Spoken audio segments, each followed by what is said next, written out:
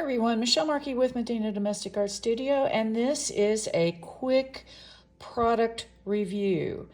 I have used these markers, this particular manufacturer, for a while now in class, but I have not ever used their fabric markers. So I'm going to give them a try. But the other thing I want to show you here real quick, and this is based on a student's recommendation. Now, I have used their 24 and 48 pack, and I actually sell these through my website, and just tickled pink about these markers in general because they work very well on both white fabric as well as denim fabric. So real quick, I just want to show you what's in here. My student was very happy with them. She in fact used them in class this week. So let's see how we get into this here real fast. You can tell that there are two types of nibs. This is one of the reasons I really like these markers, is that they're super easy to use and the tips stay firm. Like some of the problems that I have with some these acrylic markers that I get from Amazon is that the tips don't really stay very firm and they get kind of mushy after a while. Nice case, very nice case. Now I think they have a couple of other different sets that come with cases like this. But, ooh, look at all of those beautiful colors. Woohoo! Let me just see here. I think it flips out like this. Ah, look, I did hear this. So one of my biggest complaints with a lot of the manufacturers of markers is that there's no way to identify them. But it looks like Pagather has offered a way to do that by providing some numbering systems. And look, they've even given you two packages. And then you can go through color on the sample for each number and then label it onto the pin itself. So this is fantastic. In fact, this is the biggest benefit that I've seen from any of the acrylic marker manufacturers. So good on them for doing that. The other thing they've done here, which is another first that I've seen, is they've actually provided some additional tips. So what you would do is you would take a pair of pliers, you'd pull out the tip, you'd slap this in, and that way if you end up really pushing down too hard and ruining one of your tips, you have a replacement. So again, let's just take a look at these colors here real quick. Great selection, I have to say. I'm quite pleased. So let's see, you have all the reds here. You have, let me pull this over, you've got your greens, you've got your purples and blues, and then you have what looks to be kind of a set of neon colors as well as some of the pinks. So I'm actually getting ready to do some new kits, so I'll be using this set. But of course you don't need to have every single one of these colors. I mean, there's 72, you know, would I end up using them all? Maybe, but I don't think it's necessary. I've always found that the set of 48 works just as well. Again, these are available on Amazon. I'll include the link below so that you can follow through for yourself and take a look at these and see if that's worthwhile. I think I ended up paying $30 for this set, but I will note that they were on sale. So, and by the way, nice case, zips up, keeps everything intact. All right, so that's that. Now, this is the thing I'm most interested in. And if any of you have been following me, you know I've recommended Arteza fabric markers in the past. Arteza was recently purchased by Plaid companies. I haven't found their markers on the Plaid website yet. Now, I think I can still purchase them through Amazon, but when there's uncertainty about whether or not I can get something for my students, I want to try to find an alternative. So real quick, let's pop one of these suckers out. This is the first time I've never used these before, so you're gonna get this firsthand. So let me just pop open the lid and let's take a look. Oh, nice set of colors. And I do have this new design. It's a new kitty design for all you kitty fanatics out there. This is, I believe, an embroidery library design that all I did was just stitch out the outlines. So let's pull out a couple of pinks here, kind of a rosy color, and let's just give these a try. Like I said, I have no idea what these are going to look like. Let me see if there's any other color I want to use here.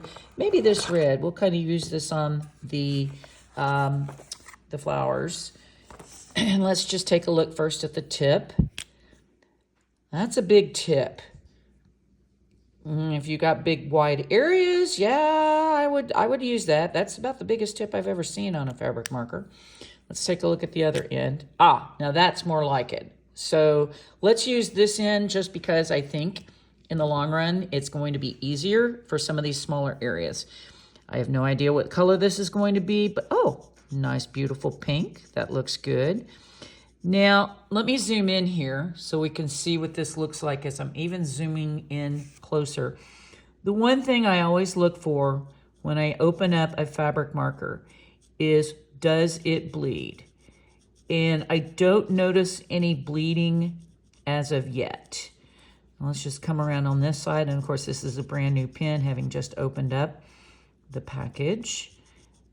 All right, that looks good. Let me bring this closer to the camera so that you guys can see. Yep, no bleeding. Okay, very good. It goes on well. Don't have a problem with the tip.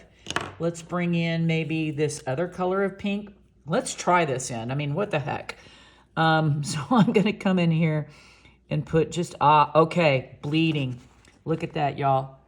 Right there, you see the bleeding. So this is not the end I would use. So big negative right off the bat. But let's try the other end.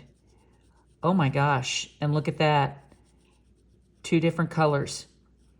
Okay, any of y'all who are watching this, you know I've had the same issue with Fabrico markers, but this is literally the same pen. Let me zoom back out again. Same pen, and they came back with 2 different colors. Wow. But hey, it's good to show this right off the bat. I mean, I don't mind this color, but what this says to me is that you're going to want to test these colors. In fact, that's what I'll end up having to do, is test the color first before I advise anybody to go out and purchase these. So last but not least, let's take a look at this red.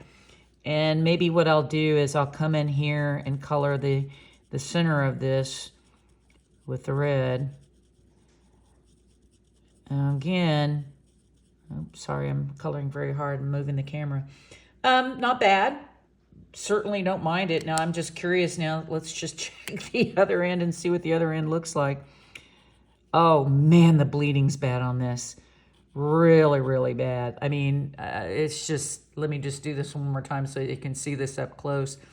It's, zoom in really, really good. This is so disheartening. That's incredible bleeding. I mean, look at that. It just like blossoms before your eye. So I'm going to give these a C+. I like the colors. The small tip goes on well. But what I'm probably going to recommend is that you would stick with the acrylic markers and maybe just wait and see on these fabric markers. Now, the fabric markers, I think, were well priced as well. I think they were $20. So you could decide to just use the single end without using the big fat end, but I would definitely not use that fat end with the bleeding the way it does there. Now, if you're looking for bleeding, sure, go ahead and give them a try. So my recommendation, stick with the acrylic markers. You get a lot of bang for your buck with them. The fabric markers, if you can't find the Arteses, then this might be a distant second if you really need to have fabric markers. Now, why would you buy fabric markers over acrylic markers?